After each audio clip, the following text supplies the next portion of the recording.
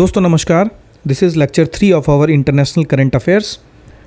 Last 2 दिन से हम लोग लेक्चर अपलोड कर रहे हैं इंटरनेशनल का। आज ये 3rd लेक्चर है। आज हम लोग कोशिश करेंगे कि जो हमारा वॉल्यूम 1 है तर्कस करंट अफेयर्स का, इस तर्कस करंट अफेयर्स का वॉल्यूम 1 का इंटरनेशनल हम लोग फिनिश कर दें।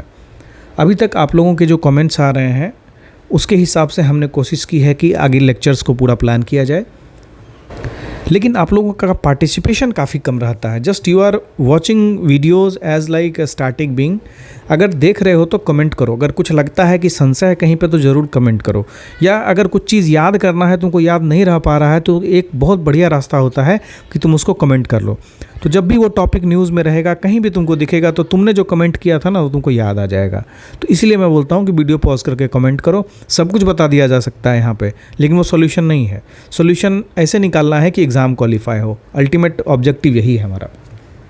चलो अब आज के जो हमारा करंट अफेयर्स उससे स्टार्ट करते हैं। आज हम लोग कोशिश करेंगे कि ये जो वॉल्यूम 1 है इंटरनेशनल, ये हम फिनिश कर दें।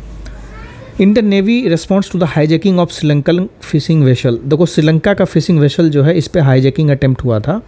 जब हाईजैकिंग अटेम्प्ट हुआ था तो इंडियन नेवी और सेचेल्स की डिफेंस फोर्सेस ने और श्रीलंका की नेवी ने मिलके उस जो वेसल था जो हाईजैक हुआ था उसको रेस्क्यू कर लिया। तो अगर पूछा जाए रिसेंटली जो हाईजैक हुआ था उसको किसने किसने निकाला, तो इंडियन नेवी, सेचेल्स डिफेंस और श्रीलंका। सेचेल्स है कहाँ पे, ये आप मैप में देख लेंगे। मैप में बे ऑफ बंगाल साइड में है कि अरेबियन सी साइड में है, ऊपर नीचे क्या है, सबसे नियरेस्ट इंडियन टेरिटरी कौन सी है, वो आपको याद रखना है। अब है यहाँ पे कि डिफेंस सेक्रेटरी जो हैं उन्होंने India Oman joint military cooperation meeting की मस्कट में। यहाँ से 2-3 फैक्ट निकलते हैं।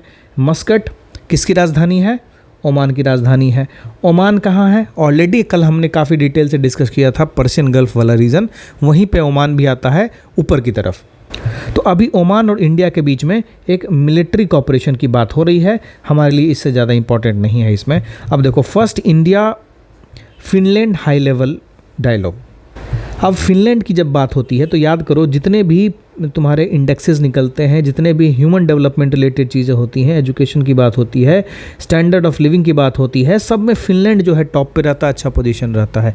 तो हम लोग उससे किस चीज़ पे टाई अप कर सकते हैं? हम लोग उससे इन्हीं सब चीज़ों पे टाई अप कर सकते हैं, जैसे policies of second education, vocational education, higher education, senior secondary education, student mobility and skill development, है ना। स्टेम एजुकेटर्स, स्टेम मतलब क्या होता है? साइंस, टेक्नोलॉजी, इंजीनियरिंग और medicine educators and leveraging digital technology. तो कहीं ना कहीं हम अपनी जो ह्यूमन डेवलपमेंट है उसको इन्हांस करने के लिए हम फिनलैंड से बातचीत कर रहे हैं, है ना। हमारा जो NEP 2020 है उसमें बहुत सारे ऐसी चीज़ें हैं जिसको इम्प्लीमेंट करने के लिए हमको अभी कैसा हॉरिजॉन्टल डिप्लॉयमेंट है उस चीज़ का दूसरी कंट्रीज़ में, वो अगर हमें जानकारी रहेगी तो उसका इम्प्लीमेंटेशन ईजी हो जाएगा और एरर फ्री तो नहीं बोल सकते, एरर रिड्यूस किया जा सकता है उसमें। तो इसलिए NCERT ने वहाँ से टाई अप भी किया है। चलो अब स्टीड फास्ट डिफेंडर, ये बहुत ही इम्पॉर्टेंट है। नाटो के बारे में हमने ऑलरेडी पढ़ा कि इसका हेडक्वार्टर कहाँ है ना। इसका हेडक्वार्टर का काफ़ी लोगों ने आपने कमेंट भी किया था कि नाटो के जो चीफ हैं वो चेंज हो चुके हैं। हमारी मैगजीन जब छपी थी तो उसमें कुछ और था, अभी चेंज हो चुके हैं। तो इसके बारे में भी आपने कमेंट किया था। If you are interested you can comment it back कि नाटो का हेडक्वार्टर कहाँ है और नाटो के चीफ अभी कौन है। तो ये जो स्टीड फास्ट डिफेंडर एक्सरसाइज हो रहा है, ये कौन करा रहा है? नाटो करा रहा है। ये असल में है क्या? ये जो है ये एक मल्टी डोमेन मिलिट्री एक्सरसाइज है जिसमें ज़मीन, हवा, समंदर, साइबर, स्पेस, सब जगह जितनी भी डिफेंस की चीज़ें हो सकती हैं एमलगमेट करके एक साथ सिंक करके इसका एक्सरसाइज करा जाएगा। और ये एक्सरसाइज जो है 15 दिन 1 महीना नहीं चलेगा, पूरा का पूरा 6 महीना चलने वाला है। चल चुका है, मतलब जनवरी से मई 2024 तक हुआ था। तो इसमें पार्टिसिपेंट कौन कौन है? इसमें नाटो के जो टोटल मेंबर्स हैं, अभी नाटो के कितने मेंबर्स हैं? नाटो में टोटल 32 मेंबर हैं। रिसेंट कौन ज्वाइन किया है? स्वीडन ज्वाइन किया। उससे पहले कौन ज्वाइन किया है? फिनलैंड ज्वाइन किया है। तो नाटो की एबिलिटी अपने जितनी टेरिटरी है उसको किस तरह से डिफेंड कर सकते हैं सारे डोमेन में, be it land, be it sea, be it space, be it cyber etcetera. तो इसलिए ये एक्सरसाइज किया गया है। एक्सरसाइज का क्या नाम है? Stead fast defender. याद रखना, stead fast defender, stead fast defender बहुत ही इंपॉर्टेंट है। अब हम लोग आते हैं इंटरनेशनल लेबर ऑर्गेनाइजेशन पे। अभी देखो हम लोग थोड़ा फास्ट चलेंगे, रीज़न क्या है, हम लोग अभी जनवरी से पीछे जा चुके हैं। अब जब जनवरी से पीछे गए हैं तो उतना ज़्यादा इंपॉर्टेंट नहीं होता है हमारे लिए, लेकिन पढ़ना तो ज़रूरी है सितंबर तक का, इसलिए हम लोग इसको थोड़ा फास्ट पेस में चलेंगे, इसको डिटेल से नहीं पढ़ेंगे। तो ILO क्या है? ILO इंटरनेशनल लेबर ऑर्गेनाइजेशन है। इसका हेडक्वार्टर कहाँ है? इसका हेडक्वार्टर है जेनेवा इन स्विट्जरलैंड में। इसकी पेरेंट बॉडी क्या है? यूनाइटेड नेशन से कैसे अटैच्ड है? तो economic and social council of United state जो है ये इंटरनेशनल लेबर ऑर्गेनाइजेशन का पेरेंट ऑर्गेनाइजेशन है, ठीक है। इसके साथ ILO जो है वो UNDP का भी मेंबर है, जो सस्टेनेबल डेवलपमेंट गोल्स को अचीव करने में काफ़ी काम कर रहा है। तो इसने एक रिपोर्ट पब्लिश किया है ना, वो रिपोर्ट क्या था? एक call for safer and healthier working environment. तो ILO का काम ही होता है कि जहाँ भी लेबर रिलेटेड इश्यूज़ हैं उन पे एक स्टैंडर्ड, एक इंटरनेशनल स्टैंडर्ड का पॉलिसी फॉर्मुलेशन करना, जिससे कि जो लेबर क्लास है, लेबर क्लास मतलब ऐसा नहीं कि जो बोझा उठाते हैं काम करते हैं वही लेबर है। लेबर सारी कैटेगरीज में होते हैं, जो टॉप CEO है वो भी एक लेबर है, लेकिन वो वाइट कॉलर में है, फिर ब्लू कॉलर है, फिर पिंक कॉलर है। हर तरह की लेबर कैटेगरी जो है उनको किस तरह से रेगुलेट होना चाहिए उनका वर्किंग इन्वायरमेंट, ये ILO डिसाइड करता है। ILO और ये जितनी भी कंट्रीज़ इनके अंदर हैं उन पे कोशिश करता है कि उनको बाइंडिंग कराए। तो अगला हमारा है, ये सब इतना इंपॉर्टेंट नहीं है, अगर इंटरेस्ट है तो देख सकते हो कि हिस्ट्री, जैसे ट्रीटी ऑफ वर्साइलेस हुई थी वर्ल्ड वॉर 1 के बाद, तो फिर है ना किस तरह से पीस को मेंटेन किया जाए, तो ये सब ट्रीटी साइन हुई थी, ज़रूरत नहीं है इतना। अभी वर्ल्ड मीटियोरोलॉजिकल ऑर्गेनाइजेशन है, उसने एक रिपोर्ट पब्लिश की, द ग्लोबल क्लाइमेट 2020-11-2020, है ना, ए डिकेड ऑफ एक्सेलरेशन। तो यहाँ से मैक्सिमम यही पूछा जाएगा कि ये जो ऑर्गेनाइजेशन है इसने ये कौन कौन सी रिपोर्ट पब्लिश की है, या इस रिपोर्ट का नाम दे दिया, इस रिपोर्ट को पब्लिश करने वाली ऑर्गेनाइजेशन कौन है, तो WMO है। India supports UNGA resolution against Israel for not withdrawing from Syrian Golan. देखो इंडिया क्या करता है, जब भी कोई UN में रेजोल्यूशन होता है रशिया के अगेंस्ट में, ये एब्सटेन कर जाता है। इजराइल के अगेंस्ट में जो स्ट्रैटेजिकली प्लांटेड है उससे एब्सटेन कर जाता है, लेकिन यहाँ पे इन्होंने सपोर्ट किया है इस इजराइल के अगेंस्ट। क्यों?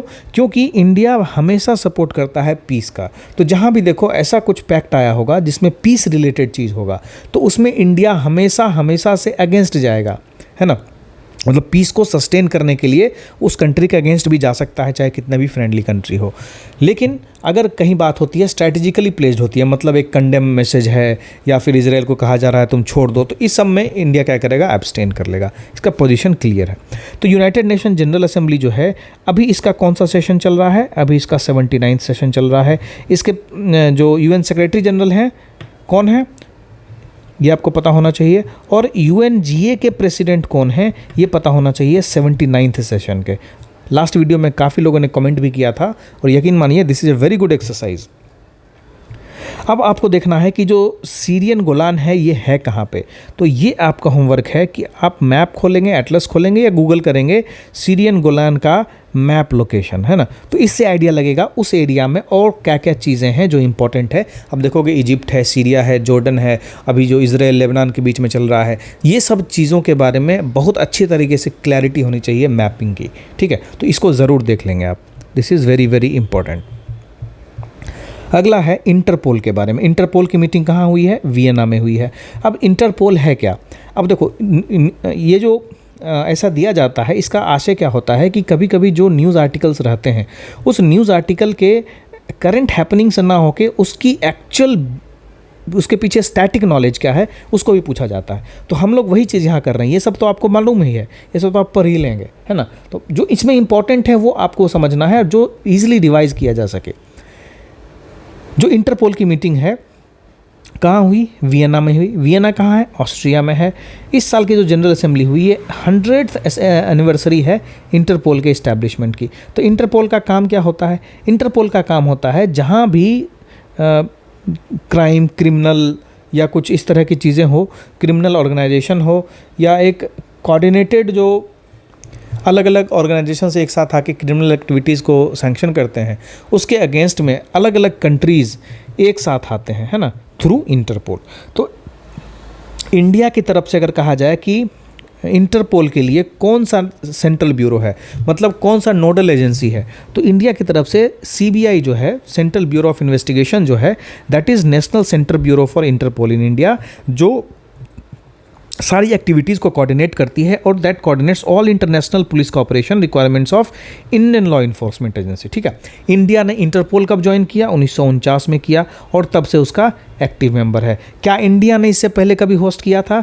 बिल्कुल किया था। 2022 में जो मीटिंग हुई थी वो 90th मीटिंग थी, उसको इंडिया ने होस्ट किया था। ठीक है,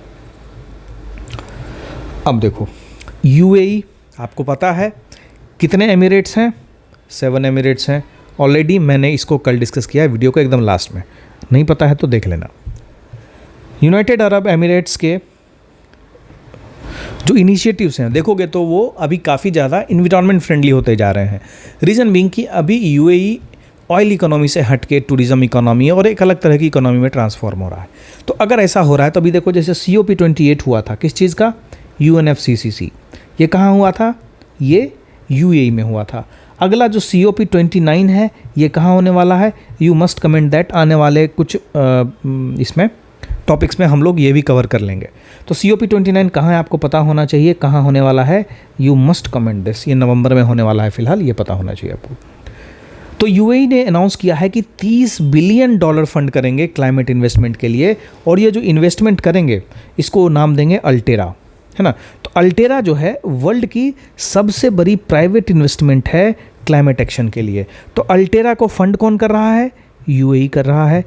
इसका ऑब्जेक्टिव क्या है? क्लाइमेट फाइनेंशिंग क्लाइमेट इनोवेशन या क्लाइमेट चेंज के लिए जो भी इनिशिएटिव्स लिए जा रहे हैं उसको फंड करना।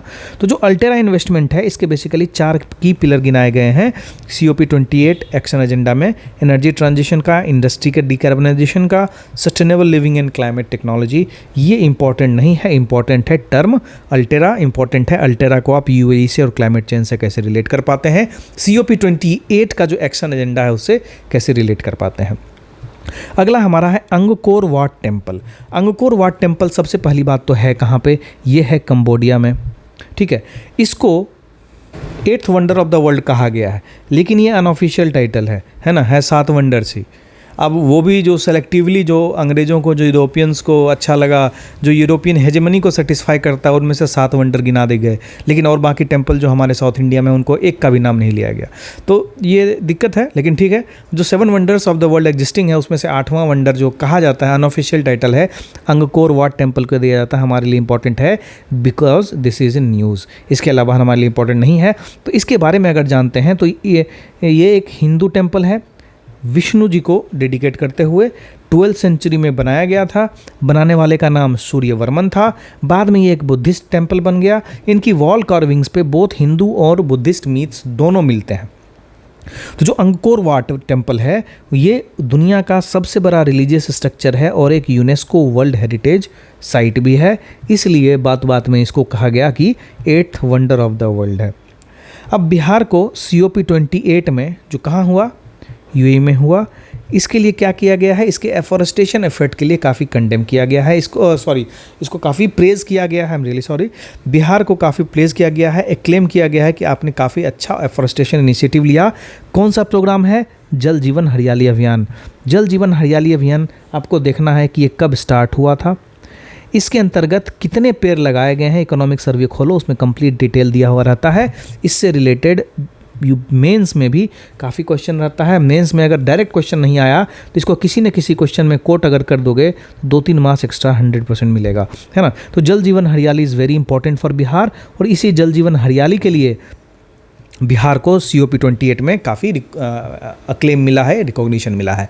तो ऐसा सवाल पूछा जा सकता है कि कौन सी चीज़ बिहार की ऐसी है जिसके लिए COP28 में बिहार को अप्रिसिएशन मिला है। तो आप दिमाग भी लगा सकते हैं कि बिहार में क्लाइमेट चेंज से रिलेटेड, क्लाइमेट को इम्प्रूव करने के लिए जो जल जीवन हरियाली का प्रोग्राम लाया गया था उसके लिए हो सकता है किया गया हो। और बिहार में जलवायु संरक्षण के लिए तो बहुत अच्छा प्रोग्राम है, तो उसको हम लोग वैसे समझ सकते हैं। अब देखो चलते हैं आगे।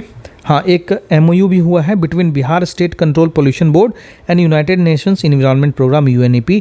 आप मुझे बताओगे कमेंट बॉक्स में कि UNEP का हेडक्वार्टर कहाँ है। मैंने कल परसों ही बताया है। प्लीज़ कमेंट कि UNEP का हेडक्वार्टर कहाँ है। कमेंट नहीं करते हो तुम लोग, बुरी बात है। Please comment, this will help you to for active learning. Active learning होगी तुम्हारी, है ना। और मोबाइल में मैसेज तो टाइप करते हो, यूट्यूब के नीचे भी कमेंट कर दो, क्या दिक्कत है। चलो, ये टॉपिक हमने ऑलरेडी डिस्कस कर लिया है। ऑपरेशन प्रोस्पेरिटी गार्जियन कहाँ हुआ था? रेड सी में हुआ था। क्यों हुआ था? येमेन के जो हौथी रेबल्स हैं उन्होंने अटैक कर दिया था, जो पूरा ट्रेडिंग रूट है उसको हैम्पर कर दिया था। तो उसके लिए, उसको बचाने के लिए, जो ट्रेडिंग रूट है, जो ट्रेड है उसको हैम्पर ना हो, उसके लिए यूनाइटेड स्टेट्स ऑफ अमेरिका ने एक ऑपरेशन चालू किया था जिसका नाम गार्जियन प्रोस्पेरिटी गार्जियन था। चलो, इंडिया ओमान भी हमने देख लिया। अब आगे चलते हैं एक्सरसाइज विन बैक से रिलेटेड। एक्सरसाइज विन बैक किसके रिलेटेड है? जब भी देखो एक्सरसाइज का नाम आए ना तो उसको नॉमेनक्लेचर से पकड़ना चाहिए, इसको तोड़ो। तो इसमें देखो वियतनाम और इंडिया, कुछ ऐसा ही करके नाम होगा। वी से और कौन सी कंट्री का नाम लोगे, या फिर एन से अगर लोगे तो यहाँ पे ऐसा दिया है, दैट मीन्स इंडिया जरूर एक पार्टनर होगा इसमें, जनरली ऐसा रहता है। इंडिया और दूसरा पार्टनर का नाम नॉमेनक्लेचर से ढूंढो। अब चूंकि ऐसे ऐसे आने लगे हैं जिसमें आप पता नहीं लगा सकते कि कौन सी कंट्री का है, बट फिर भी this is a general method by which जो एक्सरसाइजेज हैं उसको आइडेंटिफाई किया जा सकता है, but this is not a thumb rule. अब जो ये एक्सरसाइज हुआ है किसके किसके बीच में हुआ है? इंडिया और वियतनाम आर्म्ड फोर्सेस के बीच में हुआ है। कहाँ हुआ है? हनोई में हुआ है। हनोई किसका कैपिटल है? ऑफ कोर्स वियतनाम का कैपिटल होगा। तो ये कैपिटल भी आप याद रखेंगे कि अब जो कंट्रीज़ का डिस्कशन हो रहा है ना उसकी कैपिटल भी ध्यान रखेंगे। एक आध सवाल अगर नेचर ऑफ द फॉलोइंग पुराने अंदाज में अगर चला गया सवाल, सपोज 67 से पहले वाले अवतार में, तो क्या करोगे? तो उन सब में ये सारी चीज़ें काफ़ी हेल्प करेंगी, क्योंकि देखो सवाल करंट अफेयर, स्टैटिक, कुछ भी हो, सब में वही चीज़ें पूछी जाती हैं जिसका थोड़ा बहुत करंट से लिंक हो। इसरो ने एक अपना first x-ray polarimeter satellite launch किया जिसका नाम है एक्सपोसैट। कब लॉन्च किया? 1 जनवरी को लॉन्च किया। इसका मिशन लाइफ कितनी है? 5 साल है। जो एक्सरे पोलरीमीटर है इंडिया का सबसे पहला पोलरीमेट्री मिशन है। मतलब इतना किसके लिए है समझो। ये जो है ये जो भी स्पेस में डिफरेंट ऑब्जेक्ट्स है जैसे black hole, neutron stars, active galactic nuclei, pulsar wind nebula, इन सब चीज़ों से जो एमिशन होता है उस एमिशन को डिटेक्ट करना और समय से पहले डिटेक्ट करना, ताकि वो धरती पर पहुंचने से पहले उसके अगेंस्ट कुछ काम किया जा सके, ताकि यहाँ की जो कम्युनिकेशन सिस्टम है, यहाँ की जो लाइफ एंड प्रॉपर्टी है उसको नुकसान ना हो। चाइना ने एक सैटेलाइट लॉन्च किया। किसका? इजिप्ट का सैटेलाइट लॉन्च किया। नाम क्या है? मिस्र सैट 2। यहाँ से 2-3 सवाल बनते हैं कि मिस्र सैट 2 किसका सैटेलाइट है? इजिप्ट का सैटेलाइट है। मिस्र सैट 2 किसने लॉन्च किया? चाइना ने लॉन्च किया। किसके बिहाफ में लॉन्च किया? इजिप्ट के बिहाफ में लॉन्च किया, राइट। चाइना की स्पेस एजेंसी का क्या नाम है? China national space administration, CNSA। ठीक है, बस इतना मोर देन सफिशिएंट है। अभी देखो नाम 200, नाम क्या है? जो भी इंडियन ओरिजिन तमिल्स हैं श्रीलंका में उनके कुछ एनिवर्सरी मनाई गई है, इसको आप इग्नोर कर सकते हैं, that is not very important. ये 2+2 डायलॉग जो है ये इंपॉर्टेंट होता है। 2+2 डायलॉग का मतलब होता है, ये बहुत ही इंपॉर्टेंट है। इसमें 2-3 सवाल होता है कि 2+2 डायलॉग होता क्या है, 2+2 डायलॉग में कौन कौन से मिनिस्टर होते हैं, 2+2 डायलॉग कौन कौन सी कंट्री के बीच में है। बेसिकली इतना चीज़ तो आपको क्लियर होना चाहिए। जो 2+2 डायलॉग है वो डिफेंस और फॉरेन मिनिस्टर का डायलॉग होता है। जो डिफेंस और फॉरेन मिनिस्टर, सपोज इंडिया के और यूनाइटेड स्टेट्स के, इसके भी डिफेंस, इनके भी फॉरेन, इनके भी डिफेंस, इनके भी फॉरेन, जब आपस में मिल के बात करते हैं तो उसको कहा जाता है 2+2 मीटिंग। इसमें क्या प्राइम मिनिस्टर इन्वॉल्व होते हैं? बिल्कुल नहीं। प्रेसिडेंट इन्वॉल्व होते हैं? बिल्कुल नहीं। हाँ, उनके बिहाफ में हो जाते हैं। जैसे हमारे रक्षा मंत्री श्री राजनाथ जी और जयशंकर जी, ये दोनों जाते हैं जो सामने वाली कंट्री है वहाँ के फॉरेन मिनिस्टर और डिफेंस मिनिस्टर से मिलने। तो रिसेंटली इंडिया और ऑस्ट्रेलिया के बीच में 2+2 डायलॉग मीटिंग हुई है। आप यहाँ से बताएंगे मुझे कि अभी जो 2+2 डायलॉग है और कौन कौन सी कंट्रीज़ के बीच में एग्जिस्ट करती है, ये आपको पता होना चाहिए। अगर पता नहीं है तो सर्च करिए, नहीं पता है तो मेरा जो अगला वीडियो होगा मैं उसमें बताऊँगा कि 2+2 वीडियो डायलॉग जो है वो कौन कौन सी कंट्री के बीच में होता है। ये एग्रीमेंट है CTBT, comprehensive nuclear test ban treaty, बहुत ही इंपॉर्टेंट। क्या है ये? Comprehensive nuclear test ban treaty जो है ये एक इंटरनेशनल मल्टीलेटरल एग्रीमेंट है, समझ रहे हो? मतलब बहुत सारी कंट्रीज एक साथ आती हैं और एक एग्रीमेंट करती हैं न्यूक्लियर रिलेटेड। क्या करती हैं उसमें? एग्जैक्टली क्या होता है उसमें? ये होता है कि प्रोहिबिट किया जाता है कोई भी न्यूक्लियर एक्सप्लोजन किसी भी कंडीशन में, चाहे वो मिलिट्री पर्पस के लिए हो या सिविलियन पर्पस के लिए हो। कहने का मतलब अगर आपके पास न्यूक्लियर टेक्नोलॉजी है भी तो आप एक्सप्लोजन नहीं कर सकते किसी भी कंडीशन में, अगर आपने CTBT साइन किया हुआ है तो रशिया ने अपने आप को CTBT से दूर कर लिया। दैट मीन्स रशिया अब फ्री है कि कभी भी वो कोई भी न्यूक्लियर एक्सप्लोजन कर सकता है, चाहे अपने सिविलियन यूज़ के लिए या मिलिट्री पर्पस के लिए। तो इसमें नया क्या है? इसमें नया ये है कि ऑलरेडी ये 1996 में आया, लेकिन उसके बाद भी काफ़ी सारी कंट्रीज़ ने इसको अभी तक ज्वाइन नहीं किया। जैसे इंडिया को ही देख लो ना, ज्वाइन नहीं किया। इंडिया ज्वाइन नहीं किया तो पाकिस्तान ज्वाइन नहीं किया, अब USA ज्वाइन नहीं किया तो चाइना ज्वाइन नहीं किया, फिर इजिप्ट, इजराइल, नॉर्थ कोरिया किसी ने ज्वाइन नहीं किया। तो एक फॉर्मिडेबल फोर्स होते हुए रशिया क्यों CTBT में बना रहे? तो रशिया भी comprehensive nuclear test ban treaty से बाहर आ गया। अंटार्कटिका में चाइनीज़ ने अपना एक रिसर्च स्टेशन बनाया है ना। तो यहाँ पे देखोगे तो अंटार्कटिका में हमारा भी रिसर्च स्टेशन है ना। तो हमारा भी रिसर्च स्टेशन था भी, काफ़ी पहले हमने बनाया था और अभी भी है। तो चाइना ने वहाँ अपना 5वां रिसर्च स्टेशन इस्टेब्लिश करना स्टार्ट कर दिया। उसके लिए उन्होंने 2 चीज़ भेजा है आइस ब्रेकर के लिए। पूरा आइस जमा हो रहा था, आइस को तोड़ तोड़ के वहाँ पे बनाया जाता है। तो अभी रिसेंटली जो है ना, अंटार्कटिका से रिलेटेड इंडिया की एक न्यूज़ आई थी कि डिपार्टमेंट ऑफ पोस्ट ने अपना एक सेकेंड ब्रांच ओपन किया है भारतीय रिसर्च स्टेशन में। भारतीय रिसर्च स्टेशन में अगर देखोगे, अगर पूछा जाए कि इंडिया का टोटल कितना रिसर्च स्टेशन अंटार्कटिका में है, तो इंडिया का जो रिसर्च स्टेशन है अभी तक वहाँ 3 इस्टेब्लिश हुए हैं। पहला था दक्षिण गंगोत्री, दूसरा मैत्री, तीसरा भारती। ठीक है, तो दक्षिण गंगोत्री जो था ये काफ़ी पहले बनाया गया था। ये करीब 1988 से पहले ही बनाया गया था उसको, लेकिन कुछ इश्यूज़ हुए, वो अपने आप सबमर्ज हो गया इसमें, तो उसको अबेंडन कर दिया गया। उसके बाद वहाँ मैत्री बनाया गया। मैत्री जो था वो सेकेंड रिसर्च स्टेशन था और उसको जैसे ही वो डूबा पहला वाला, तो फिर इसको बना दिया गया था। इसी मैत्री के आसपास इंडिया ने एक लेक बनाया, उस लेक का नाम है लेक प्रियदर्शनी। ये लेक जो है एक फ्रेश वाटर लेक उन्होंने अंटार्कटिका में इंडिया ने बनाया था। भारती जो है इंडिया का 3rd रिसर्च स्टेशन है अंटार्कटिका में। कब से है ये 2012 से है। और इसमें क्या है, हमारे रिसर्च साइंटिस्ट जो वहाँ पर रहते हैं, रिसर्च करते हैं अलग अलग चीज़ों को, और बाकी सारी जो कंट्रीज हैं जो अंटार्कटिका में रिसर्च करना चाहती हैं उनको भी हेल्प करती हैं। तो अभी चाइना का कौन सा है? चाइना का 5वां रिसर्च स्टेशन अभी खुल रहा है, ऑलरेडी 4 हैं वहाँ पे। ठीक है, जापान में एक वोल्केनो इरप्ट हुआ है, हमेशा होता रहता है, कुछ नया नहीं। अर्थक्वेक और वोल्केनो से जापान का बहुत पुराना रिश्ता है ना। वहाँ का घर भी देखोगे तो वुड का बना हुआ रहता है पूरा। तो ओगासवारा आइलैंड, अगर पूछे ओगासवारा आइलैंड अभी न्यूज़ में था, किसके लिए फेमस है? तो ये already UNESCO world heritage site है और यहीं पे क्या हुआ है, अभी एक वोल्केनो आया है।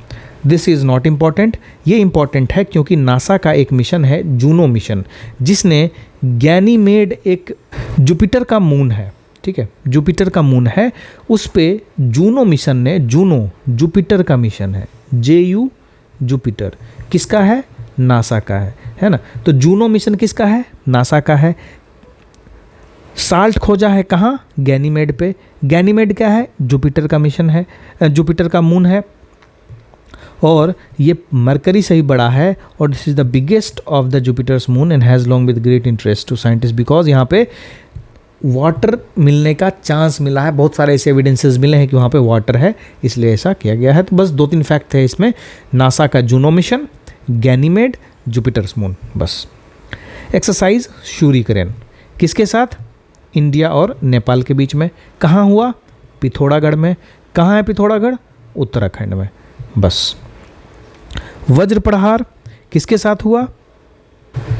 यूनाइटेड स्टेट्स ऑफ अमेरिका के साथ।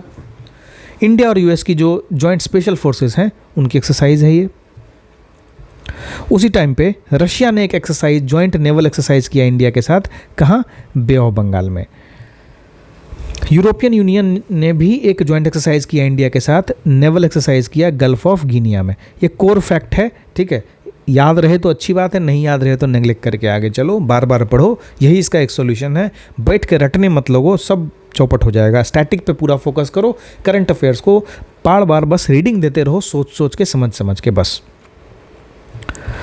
एक्सरसाइज मित्र शक्ति किसके साथ है? श्रीलंका के साथ है। कौन सा एडिशन है? 9th है, बिल्कुल काम का नहीं है। कहाँ हुआ है? पुणे में हुआ है, ये इंपॉर्टेंट है। एक्सरसाइज ट्राई शक्ति प्रहार किसके साथ है? ये तीनों फोर्सेज जो है इंडिया के, उनकी अपनी एक्सरसाइज है हमारे जैसलमेर में, है ना। ये छोड़ दो, पूर्वी आकाश बिल्कुल ही ज़रूरत का नहीं है। अभी देखो 2+2 के बारे में हमने चर्चा कर लिया। India Vietnam joint commission report important नहीं है उतना। वियतनाम की लोकेशन जरूर देख लेना, अभी वियतनाम की लोकेशन जरूर देख लेना। और आगे चलते हैं, ये वाला टॉपिक इग्नोर कर सकते हो। देखो इग्नोर इसलिए कर रहे हैं क्योंकि काफ़ी पुराना हो गया है, ठीक है। तो जो एक्सरसाइजेज रिसेंट में हुआ है ना 6-8 महीने में, वो ज़्यादा इंपॉर्टेंट हो जाते हैं बजाय इनके। बट हमको कवर करना था वो चीज़, उस टाइम के लिए इंपॉर्टेंट था, मई के लिए ये सब भी इंपॉर्टेंट था, इसलिए हमने इसको निकाला था। अब देखो state visit of president of United Republic of Tanzania India आते हैं, उतना काम का नहीं है, ठीक है। अब आ जाओ पेज 81 पे। यहाँ पे एक MOU साइन हुआ है इंडिया और सऊदी अरेबिया के बीच में। किससे related? Electrical interconnections, green clean energy और सप्लाई चेन के बीच में। कहाँ हुआ है? सऊदी अरेबिया में हुआ है। तो इंडिया और सऊदी अरेबिया के भी बीच में अभी बहुत सारे एग्रीमेंट हुए हैं, अलग अलग चीज़ों से लेके। बेसिकली जो एनर्जी कॉपरेशन है उससे रिलेटेड है कि किस तरह से इलेक्ट्रिसिटी एक्सचेंज हुआ। पीक टाइम, इमरजेंसी टाइम पे क्या होता है ना, पीक लोड के टाइम पे पावर कंजम्पशन बढ़ जाता है तो बोरो करना पड़ता है, तो उसके लिए बात हुई है। फिर ग्रीन और क्लीन एनर्जी, हाइड्रोजन और रिन्यूएबल एनर्जी का किस तरह से प्रोडक्शन हो सकता है, उसके लिए बात हुई है ना। तो ये सब चीज़ें हुई है। COP28 बहुत इंपॉर्टेंट है। अभी हम जब तक एग्ज़ाम होगा तब तक COP29 भी हो जाने के काफ़ी आसार हैं, लेकिन चूंकि सवाल पहले ही बन चुका रहेगा इसलिए COP28 को समझना ज़रूरी है। COP28 कहाँ हुआ है? ये यूनाइटेड अरब एमिरेट्स में, दुबई में हुआ है। COP28 से हमको बहुत सारी चीज़ें मिल जाती हैं देखने को, जैसे United nation framework convention on climate change, UNFCCC। फिर देखो यहाँ पे कॉन्फ्रेंस ऑफ पार्टीज़ क्या होती है, COP क्या होता है 28। फिर पेरिस एग्रीमेंट क्या होता है, क्योटो प्रोटोकॉल क्या होता है। इतनी चीज़ें यहाँ पे जानने लायक है। आपका काम रहेगा कि जो पेरिस एग्रीमेंट है और क्योटो प्रोटोकॉल है, इन दोनों को गूगल किया जाए, है ना। तो इसमें क्या हुआ था और इसमें क्या हुआ था। अब एक एक्सरसाइज है HADR एक्सरसाइज या चक्रवात एक्सरसाइज। ये किसके किसके बीच में हुआ है, या कहें तो किसने होस्ट किया है इसको? इंडियन नेवी ने होस्ट किया है। कहाँ होगा ये? गोवा में होगा। तो बेसिकली ये एक्सरसाइज जो है ये एक एनुअल जॉइंट एक्सरसाइज है जिसमें किस तरह से ह्यूमैनिटेरियन असिस्टेंस और डिजास्टर रिलीफ के लिए एक्सरसाइज जो ऑपरेशंस होते हैं वो कंडक्ट कराए जाते हैं, उसके लिए ये एक एक्सरसाइज है जिसमें पैरामिलिट्री फोर्स, डिजास्टर रिस्पांस के ऑर्गेनाइजेशन, जो डिजास्टर मैनेजमेंट एजेंसीज़ है, अलग अलग NGOs जो इन्वॉल्व होती हैं डिजास्टर मैनेजमेंट के टाइम पे, एकेडमिक इंस्टीट्यूशन और अलग अलग इंटरनेशनल ऑर्गेनाइजेशंस इसमें इन्वॉल्व होते हैं। तो इतना इंपॉर्टेंट नहीं है, इसको भी स्किप किया जा सकता है। एक्सरसाइज हरिमऊ शक्ति। हरिमऊ शक्ति किसके बीच में है? ये एक जॉइंट मिलिट्री बायलैटरल एक्सरसाइज है इंडिया और मलेशिया के बीच में। कहाँ हुआ है? मेघालय में हुआ है। आगे देखो तो एक न्यूज़ है कि India's permanent representative to UN appoint हुए हैं अरिंदम बागची, लेकिन अभी ये नहीं है। अभी जो परमानेंट रिप्रेजेंटेटिव हैं वो हैं Parvathaneni Harish. Parvathaneni Harish is the permanent representative to United Nations. ये पार्वत नेनी हरीश जो हैं ये 1 सितंबर से इन्होंने स्टार्ट किया है अपना कार्यकाल। एक 8th कॉन्टिनेंट न्यूजीलैंडिया, या कई जगह इसको जीलैंडिया के नाम से भी जाना जाता है, ये एक डिस्कवर हुआ। अभी तक हमारे यहाँ 7 कॉन्टिनेंट्स थे और जो न्यूजीलैंड था इसको ऑस्ट्रेलिया का हिस्सा ही माना जाता था, लेकिन ये जीलैंडिया जो है ये भी बाकी उन कॉन्टिनेंट्स की तरह ही है, लेकिन इसका मात्र 6% हिस्सा जो है वो सी लेवल से ऊपर है, बाकी जो है वो अंदर है, पानी के अंदर है, इसलिए इसको जाना नहीं जाता है, लेकिन इसके बारे में डिस्कवरी हो चुकी है। ये किसका पार्ट था, कौन से हिस्से का ये था? तो गोंडवाना जो था पहले सुपर कॉन्टिनेंट, उसका हिस्सा था जीलैंड। अमेजन ने अपना फर्स्ट टेस्ट सैटेलाइट लॉन्च किया है, प्रोटोटाइप। उस प्रोजेक्ट का क्या नाम है? Project Kuiper. अब आपको लगेगा कि अमेजन ने क्यों लॉन्च किया, तो देखो अभी एक स्टारलिंक नाम का एक कंपनी है। ये स्टारलिंक एक कंपनी भी, एक डिवाइस भी है। किसका है? SpaceX। जो इलॉन मस्क है उसकी कंपनी है, वो क्या करता है, जहाँ भी एरियाज़, जो भी एरियाज़ इंटरनेट एक्सेसिबल नहीं है उनको इंटरनेट एक्सेसिबल बनाता है थ्रू डिफरेंट सैटेलाइट्स। यही काम अमेजन करना चाहती है थ्रू प्रोजेक्ट कुइपर। ये चाहती है कि ये जो टेक्नोलॉजी है, सैटेलाइट टेक्नोलॉजी है, इसको इंटरनेट एक्सेस में और ज़्यादा किया जाए, क्योंकि देखो स्टारलिंक अभी इंडिया में भी एंट्री करने वाली है, तो एक कंपटीशन बढ़ेगा इसका। जो वाइड इंटरनेट है उसके अलावे जो स्टारलिंक है इतना ज़्यादा स्पीड देता है, वो भी बिना किसी वायर्ड कनेक्शन के, वो भी एट द वेरी जो रेट है ना, नॉमिनल रहता है। फिर एक मिशन है नासा का साइकी मिशन। साइकी मिशन क्या है कि एक एस्टेरॉयड है जिसका नाम है 16 साइकी। ये एस्टेरॉयड जो है इसमें मेटल बहुत ज़्यादा है ना, तो बाकी सारे एस्टेरॉयड से जहाँ पे रॉकी होते हैं या आइसी होते हैं, ये साइकी जो है प्राइमरीली मेटल से बना हुआ है, जैसा आप एक प्लैनेट के कोर में होता है मेटल भरा हुआ। तो ये साइकी स्पेसक्राफ्ट जो है, जो नासा भेजेगी, उसका ये काम रहेगा कि इस एस्टेरॉयड के कंपोजिशन को समझना, जो कि मार्स और जुपिटर के बीच में घूम रहा है। तो साइकी मिशन से रिलेटेड 2-3 फैक्ट हो गए। कौन लॉन्च करता है? नासा लॉन्च करता है। क्यों लॉन्च करता है? तो एक एस्टेरॉयड है 16 साइकी, इसके कंपोजिशन का पता लगाना है। तो जो साइकी एस्टेरॉयड है ये कहाँ घूम रहा है? ये मार्स और जुपिटर के बीच में घूम रहा है, बस, इससे ज़्यादा ज़रूरत का नहीं है। अगला है ऑपरेशन अजय। ऑपरेशन अजय क्या है? जो भी इजराइल हमास वार जब बढ़ गया तो उसमें जो भी इंडियंस वहाँ फंसे हुए थे उनको वापस इंडिया लाने के ऑपरेशन को ऑपरेशन अजय कहा जाता है। ऑपरेशन अल अक्सा फ्लड जो था, ये हमने ऑलरेडी फर्स्ट वीडियो में ही देखा था कि ये हमास का जो अटैक था इजराइल पे, उस अटैक का नाम ऑपरेशन अल अक्सा फ्लड था। अब कुछ सितंबर के करंट अफेयर्स, सितंबर 2023 के। इंडिया G20 समिट होस्ट करती है। कौन सा समिट था वो? 18th समिट था। कब से कब तक हुआ था? 9 और 10 सितंबर को हुआ था। कहाँ हुआ था? मेजर लोकेशन जो था, फाइनल लोकेशन जो था, वो भारत मंडपम इन न्यू दिल्ली था। टोटल कितने मेंबर स्टेट्स हैं G20 में? As the name suggest 20 member states हैं। जो G20 हुआ था उसका थीम क्या था? उसका थीम था वसुधैव कुटुंबकम, one earth one family one future. इस इवेंट में, जो इवेंट था कम्प्लीटली 1 ईयर चला था, इसमें 200 मीटिंग हुई थी करीब 60 सिटीज़ में, है ना।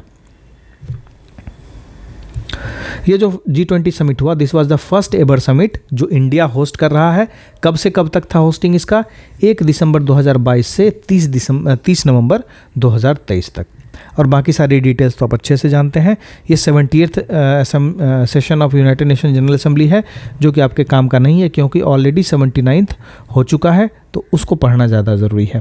Prime minister Narendra Modi attended 20th ASEAN India summit. तो देखो यहाँ पे समझने वाली चीज़ है कि आसियान देश में कौन कौन से कंट्रीज़ आते हैं। तो आसियान जो है एक regional south east Asian nation का ऑर्गेनाइजेशन है, जिसमें टोटल 10 मेंबर स्टेट हैं। इंडिया क्या इसका मेंबर? इंडिया इसका मेंबर नहीं है।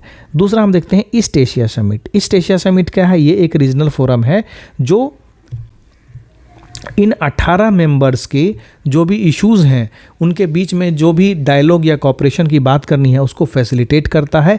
इस ईस्ट एशिया समिट में एशियान के भी 10 मेंबर नेशन हैं और जिसमें इंडिया इसमें शामिल है, जो कि एशियान से बात करता है थ्रू ईस्ट एशिया समिट। अगला एक्सरसाइज है सिम्बैक्स। सिम्बैक्स जो है सिंगापुर इंडिया के बीच में मैरीटाइम बायलैटरल एक्सरसाइज है। कहाँ हुआ था? सिंगापुर में हुआ था। ये जो एक्सरसाइज है हम 2023 वाले की बात कर रहे हैं। ओसिरिस रेक्स क्या है? ये एक मिशन है किसका? नासा का। कहाँ के लिए? एक एस्टेरॉयड है बेन्नू। बेन्नू एस्टेरॉयड पे नासा अपना एक स्पेसक्राफ्ट भेजेगा और वहाँ से एक सैंपल उठा के लाएगा। तो ये ऑलरेडी अर्थ पे पहुँच चुका है 24 सितंबर 2023 को।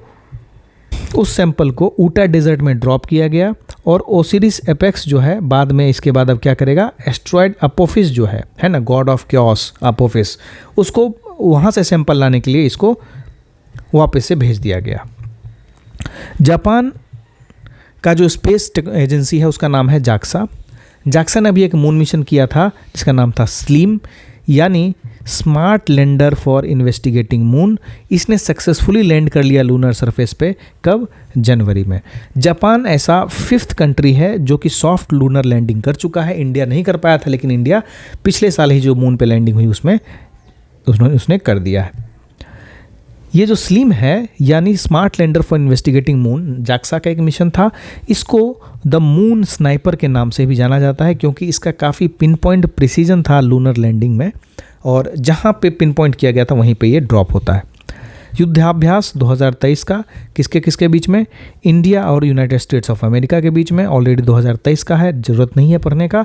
ऑलरेडी जो रिसेंट में 8 महीने में एक्सरसाइजेज हुए हैं उनको अगर पढ़ा जाए तो वो ज़्यादा फ़ायदेमंद है बजाय इसको पढ़ने के।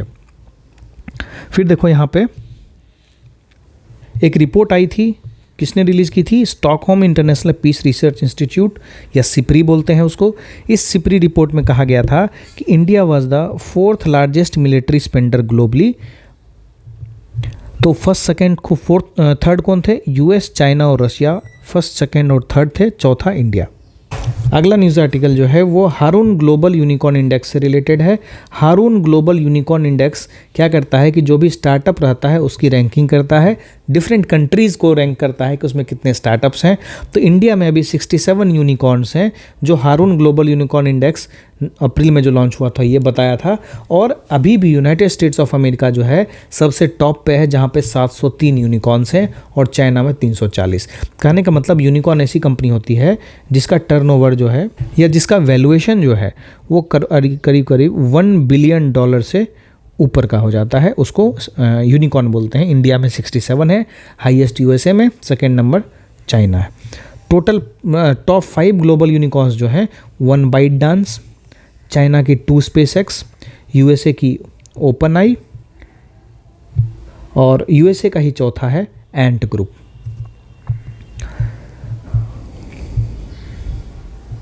ये सब बिल्कुल काम का नहीं है, सब इग्नोर करो।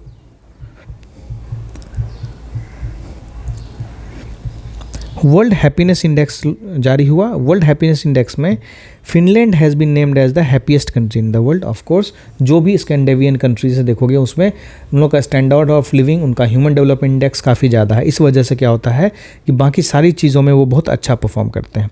तो जो वर्ल्ड हैप्पीनेस इंडेक्स आया है उसमें फिनलैंड टॉप पे है।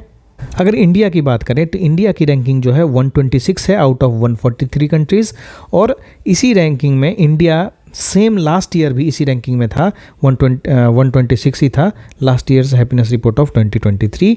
अगर दुनिया की सबसे ज़्यादा 10 हैप्पीएस्ट कंट्रीज़ में देखें तो फिनलैंड, डेनमार्क, आइसलैंड टॉप 3 याद रखना है बस।